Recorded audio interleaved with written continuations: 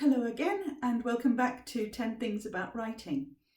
Now yesterday we talked about plot and the general structure of a basic plot, and some of you went back and you created a plot diagram of something that you saw or read or something that you're writing yourselves. And some of you have come back to me later on Twitter and said, can you give me an example? So let's have a look at an example of the way a plot is constructed and how today's topic, tension, builds into the creation of a plot. Now, tension is something that we don't want too much of in our lives, but in a plot it is absolutely necessary, because creating a plot is all about the correct handling and management of tension. And it's a little bit like flying a kite. If you pull on the string, the kite goes up. So if you increase the tension, the plot becomes more intense. If you let go the string, the kite goes down. And throughout the whole of your flying of the kite or creating of the plot, you are micromanaging and making little micro adjustments to the tension of your plot string all the time. Because obviously if you pull the string too much, the kite will eventually plummet. If you let the string go too far, the kite will just sink to the ground. And the same is true of your plot. So it is all about creating accents of tension within your narrative, your driving narrative, which is going up and up and up towards a kind of climax, and occasionally letting go of the tension to allow the next beat of tension to take its place and to have its maximum effect on the reader. So the example I'm going to give you is an old French movie called Les Diaboliques, which was badly remade by the Americans, so you can ignore that version completely. But it's basically a ménage à trois story. The first part, the establishing of the scenario, the understanding of the terrain, is easy. There is a man who is a headmaster of a school. His wife also works in the school, which is a boarding school, and so does his mistress. His wife is a Catholic who can't divorce him even though he's an abusive bastard. His mistress is a typical femme fatale. All three of them live in the fetid atmosphere of this boarding school. And that is your establishing part of the plot. That is setting the scene, creating the characters. Now, your inciting incident, if you like, the thing that kicks off the story, is that the wife realises, after a conversation with the mistress, a quite uncomfortable conversation, that her husband is also abusive towards the mistress, and that actually both of them would very much like him out of the way. That begins your tension movement upwards. They decide to kill him. Beat. The wife lures him into the bath. The mistress arrives. Both of them drown him in the bath. That is a beat.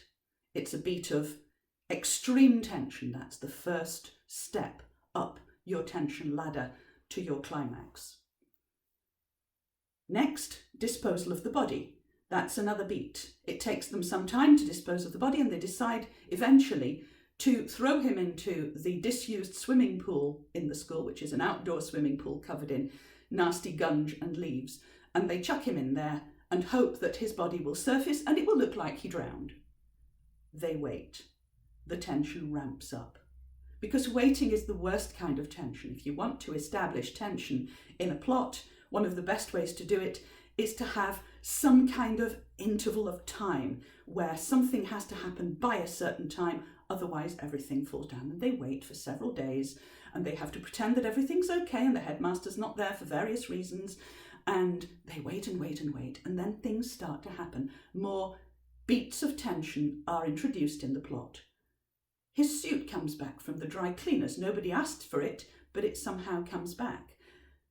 Other small points of tension, while we are still racking up the mystery of when the body is going to be found, arrive, suggesting that perhaps the guy isn't dead. Perhaps somehow they muffed it and he's still alive and he's waiting to take his revenge. They become increasingly tense. The wife particularly is increasingly tense because she is a Catholic and she's riddled with Catholic guilt.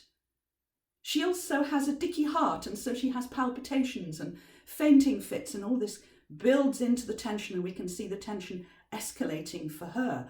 The mistress is trying to keep it together because she's a much more down-to-earth character, but even so, we can see the tension getting to her as just the suspense of wanting to know when this body will be found and when the next part of the plot will be able to go into place. And so we wait and we wait and we wait, and then somebody drops something into the swimming pool. And obviously the swimming pool, it's a valuable object, the swimming pool has to be dredged. They're absolutely sure that at this point the body will be found, they will be out of the woods, they'll be able to go, oh, the guy must have fallen into the swimming pool. He's not there. Big tension spike, we're mounting up, we're racking up those moments, those intervals of tension, those beats. And here we come to the top of the hill, we come to the climax. The climax is the wife runs a bath. The guy is in there. His ghost, his horrible boiled egg eyes, his body, his corpse appears to her. She screams, she falls down in a faint. Turns out it's a massive heart attack, she's dead. And then the mistress comes out from the wings, and it's been a setup. The guy isn't dead. He's just put on a whole load of makeup to look like a kind of horrible zombie corpse to frighten his wife into a fatal heart attack. He and the mistress are going to settle together happily ever after. That is your climax. That is your payoff. It's a hella schlocky film. But it is also a very good exercise in how to rack up a certain kind of suspense. So that is the climax. The delivery is the realization that you have been misdirected throughout the whole movie. And then it kind of tails off as you, the audience, realise that you've been taken on this rather exhilarating journey of drama, and you've been given this payoff at the end. So that's kind of how it works. It doesn't have to be as dramatic as that particular instance. And yet you can see how tension has to escalate to create, if you like, a satisfactory climax, if that's the kind of thing you're going for. Even if you're writing a very, very quiet book, the tension is still there. It can still be used, because tension is not about making the audience feel tense necessarily, not unless you're writing a thriller.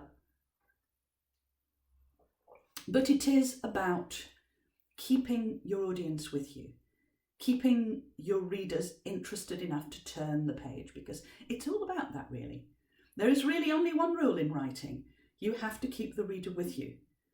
What you write has got to pass the so what test. There's got to be something that makes them want to turn the page, because if they don't want to turn the page, then whatever you tried to do, you didn't do it. And so tension is your number one tool in terms of keeping your audience turning the pages. And like flying a kite, you have to micro-adjust your elements of tension so that things don't get too stressy for your audience. Because imagine watching a movie and you've got fights and car chases all the time. Nothing ever stops. Nobody ever slows down. After a while, however exciting it is, your audience is going to get stress overload. They're going to turn off. It's going to be boring. You don't want to bore anybody. And so establishing tension, creating tension spikes is one part of the building of your narrative. The second part is creating enough quiet intervals to make your next tension spike really pay off. And this is where you have to look at how much action, how much suspense, how much of the element of wanting the audience to turn the page you have introduced, but also how much rest time you've got to give them, and also your characters. So every time you create a tension spike, it is important to create something else, some lull, some little interlude, whereby the next tension spike, which by definition should be bigger, will seem even more dramatic, because your audience has had time to take a breath, to think, oh, well, maybe things are all right now. Maybe things are working out fine, and oh my God, then the next thing happens, and so on. So these intervals of quiet are just as important as the building of suspense. And you can do them in any sort of way you like. Very often, traditionally, in stories, they are moments of connection between characters. Very often, they're quiet conversations over meals. Look how often in books like Lord of the Rings, which is all about racking up tension, building intervals, spikes of dramatic plot exposure. Look how many times these hobbits stop and have meals. And that's because Tolkien is giving you the chance and giving them the chance to rest, to interact, to react to what they've seen, to think about their feelings before the next thing is delivered within the plot. And this is something that anybody wanting to build a convincing plot must be able to do. So little conversations over meals, interactions with people, interludes into the past, memories, little bits of world building, because you never build the whole of your world in the first part of your narrative. You don't want a huge info dump of world building. You want it to be fed throughout your narrative. So literally allowing your characters to stop and look at the scenery is a totally valid way of introducing these little lulls into your narrative. And they're absolutely as important as the areas of plot definition and movement and tension too. So the management of tension, the ability to lose tension from time to time, just so that the next tension spike just seems better and bigger. The building up towards the climax, whatever your climax is, whatever your payoff is, making your payoff really count. Those are really the prime parts of the construction of your plot. And if you can get that right, and it takes a little while, sometimes you have to move bits around. You can, if you plot out your story as a diagram and you go, okay, well, I've got a tension spike here and here and here, but oh, wait a minute, I haven't allowed any relaxation here, so maybe I'll just insert a scene here just to calm it down a little so that my next tension spike really matters. Those are the things that you need to be thinking about when you're constructing a plot. And I find it very useful, once I've got my first draft down, to make a little pattern, to make a kind of graph of the way my plot develops, so that I can see if there are intervals where tension needs to be inserted or where it needs to be loosened a little and taken out. Tomorrow, I shall be talking about another of the key parts of the construction of a story, and that is character. And before then, I would like you to think about the characters you like in fiction and why you like them.